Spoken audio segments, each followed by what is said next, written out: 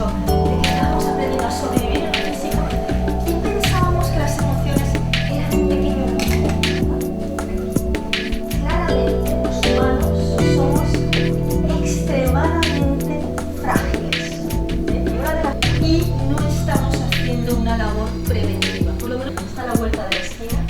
La depresión va a ser la enfermedad discapacitante por excelencia. Este cerebro disecado, antes para entender el cerebro teníamos que esperar a que la gente muriese y abríamos las cabezas y no entendíamos nada.